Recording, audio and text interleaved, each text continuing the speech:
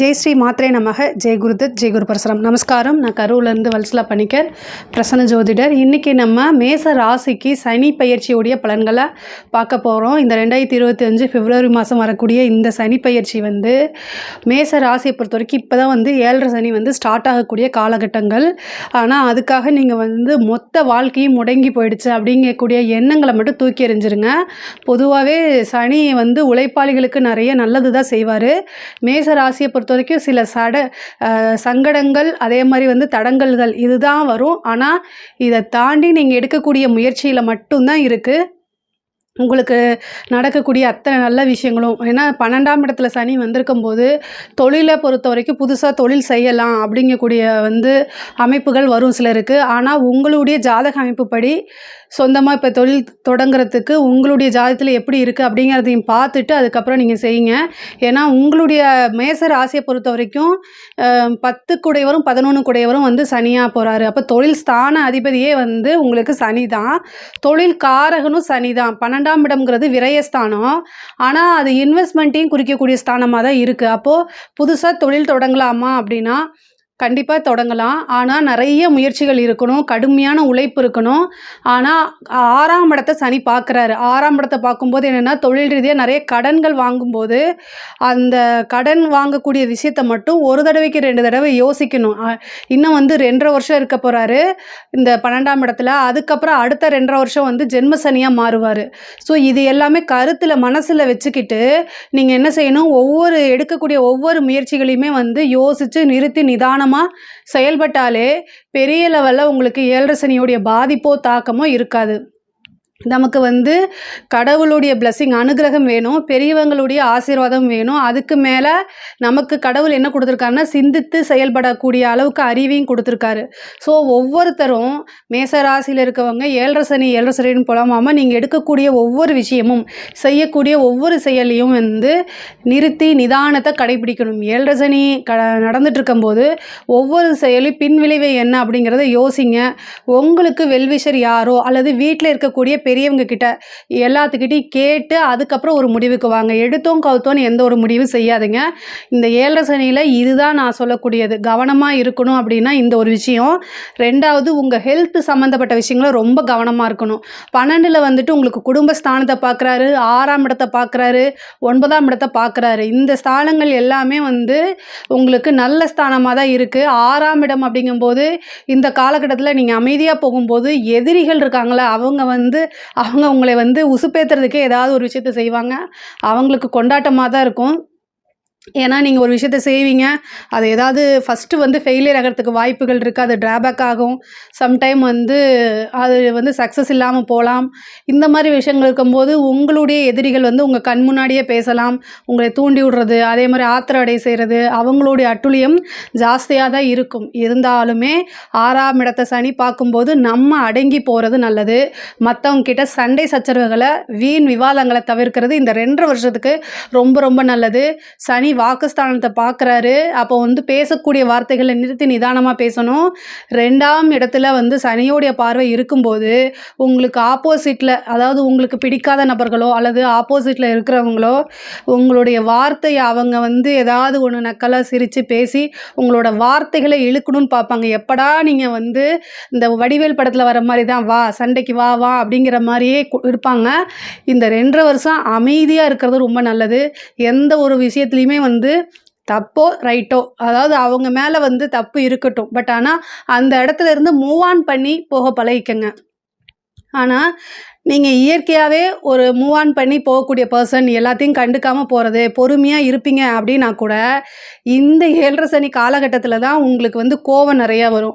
So அதனால் ரொம்ப ரொம்ப நிறுத்தி நிதானமாக செயல்படணும் அப்படிங்கிறத நான் ரொம்ப அழுத்தமாக சொல்கிறேன். ஓகேங்களா?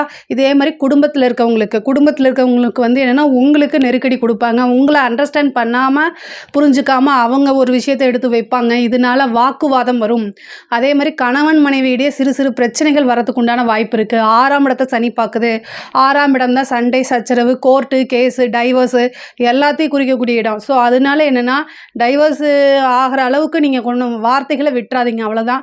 ஒருவரை ஒருவர் அனுசரித்து போங்க. பெண்களாக இருந்தாலும் சரி, பெண்களாக இருந்தால் கணவர்கிட்ட வந்து சண்டை போடாமல் வாக்குவாதத்தில் தவிர்க்கிறது ரொம்ப நல்லது. அதே மாதிரி ஆண்களாக இருந்தால் மனைவியை அண்டர்ஸ்டாண்ட் பண்ணி பொறுமையாக போங்க, அதுதான் ரொம்ப நல்லது. வீட்டில் வீட்டில் இருக்கவங்க கிட்ட வந்து வெளியில் இருக்கக்கூடிய விஷயங்களை காமிக்காதீங்க. ஏன்னா வேலை வந்து என்றைக்கு வேணால் அது மாறும் போகும், அடுத்தடுத்த லெவலுக்கு நம்ம போயிட முடியும். ஆனால் குடும்ப நபர்கள் அப்படி கிடையாது.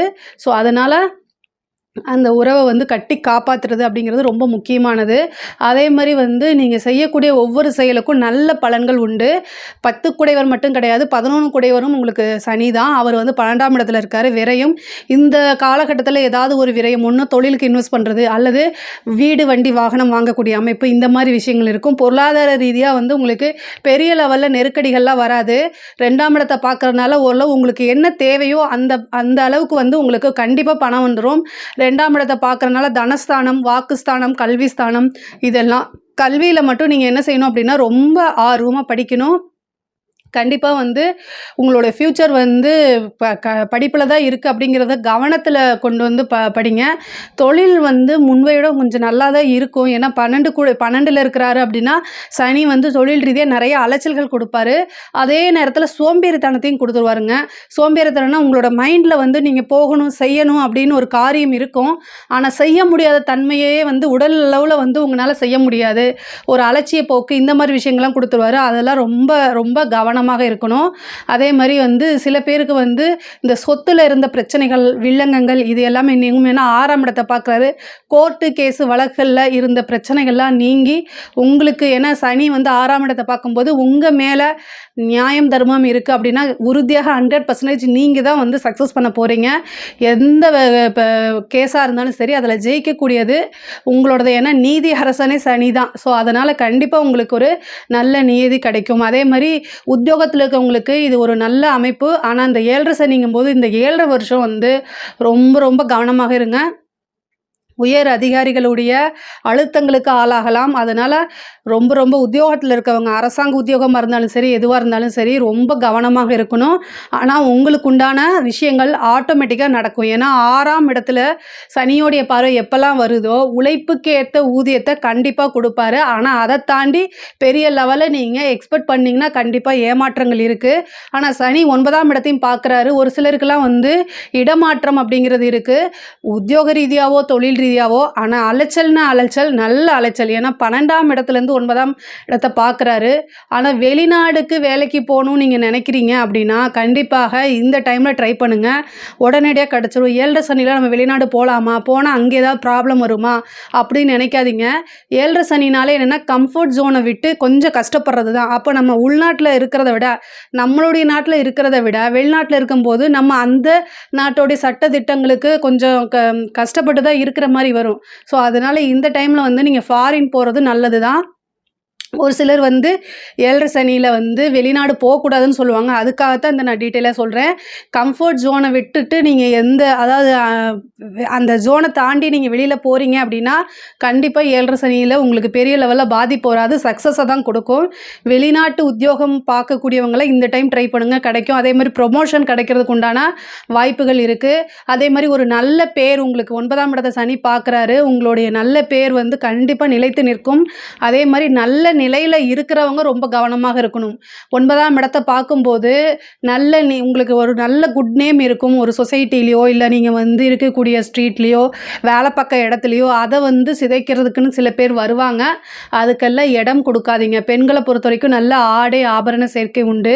பொதுவாக தந்தை வழியில் சொத்துக்களில் இருக்கக்கூடிய பிரச்சனைகள்லாம் நீங்கி தந்தை வழி சொத்துக்கள் வரும். அதே நேரத்தில் தந்தை வழி, அதாவது தந்தைக்கு உடல்நல பாதிப்புகள் ஏற்படும். தந்தைக்கு வந்து ஏதாவது மெடிக்கல் இஷ்யூ வந்துச்சுன்னா உடனடியாக பாருங்கள். இந்த 7.5 சனியில் உங்களுக்கு பெருசாக பாதிப்பு அப்படின்னா அவர் தந்தையுடைய உடல்நலம் தான் ரொம்ப பார்த்துக்கணும். அவருக்கு ஏதாவது ஒரு மாரகமோ அல்லது சிறு சிறு மருத்துவ செலவுகளோ உறுதியாக உண்டு. தந்தையுடைய விஷயங்கள்லாம் ரொம்ப கவனமாக கையாளுங்க. அவர் ஏதாவது ஒரு எமர்ஜென்சின்னு ஃபோன் பண்ணால் கூட அதை நீங்கள் அட்டன் பண்ணுங்கள். ஏன்னா சனியோடைய பார்வை 9ஆம் இடத்துக்கு வரும்போது அவருக்கு ஏதாவது ஒரு பாதிப்பை உண்டு பண்ணுறதுக்கு உண்டான வாய்ப்புகள் இருக்குது. அதை மட்டும் நீங்கள் பார்த்துக்கோங்க. ஒரு நல்ல குருநாதர் கிடைப்பாங்க. ஒரு உபாசன தெய்வம் பண்ணுங்கள். அதே மாதிரி குலதெய்வ வழிபாடு கண்டிப்பாக நீங்கள், ஏன்னா 7.5 சனியுடைய பாதிப்பு அப்படின்னு வந்துட்டாலே ஃபஸ்ட்டு நீங்கள் குலதெய்வத்தை வழிபாடு பண்ணுங்கள். குலதெய்வம் தான் வந்து உங்களை பெரிய லெவலில் பக்கபலமாக இருந்து காப்பாற்றும். அதே மாதிரி வந்து வீர ஆஞ்சநேயர் பகவான் இருப்பாங்க. அதாவது எல்லா பெருமாள் கோயிலையும் ஆஞ்சநேயர் இருப்பாங்க.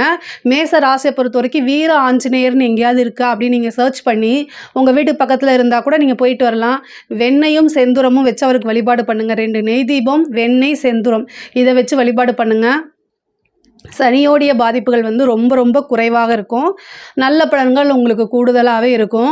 6ஆம் இடத்தை பார்க்குறதுனால காசு பணம் சொத்து சேர்க்கையெல்லாம் வருங்க. 6ஆம் இடம்ங்கிறது வந்து சொத்து சேர்க்கையும் உண்டு பண்ணும். நல்ல யோகங்களையும் காசு பணத்தையும் கொடுக்குறதோட திடீர்னு ஒரு வீடு வண்டி வாகனங்கள் வாங்குறது, ஏற்கனவே ஒரு இடம் வாங்கி போட்டிருக்கீங்க ஒரு வீடு கட்டுறது, இந்த மாதிரி அமைப்புகள் இருக்கும். அதே மாதிரி கடன் ரீதியான இருக்கக்கூடிய பிரச்சனைகள்லாம் கொஞ்சம் கொஞ்சமாக படிப்படியாக சால்வ் ஆகிறதுக்கு உண்டான அமைப்புகளும் இருக்குது. பொதுவாகவே நான் ரொம்ப உங்களுக்கு நீங்கள் ஜாக்கிரதையாக இருக்கணும் அப்படின்னா எதில் அப்படின்னா வந்து குடும்பத்தில் இருக்கக்கூடிய நபர்கள்கிட்ட ரொம்ப அட்ஜஸ்ட் பண்ணி போகணும். சண்டை சச்சரவுகள் வீண் விவாதங்களை தவிர்க்கிறது நல்லது.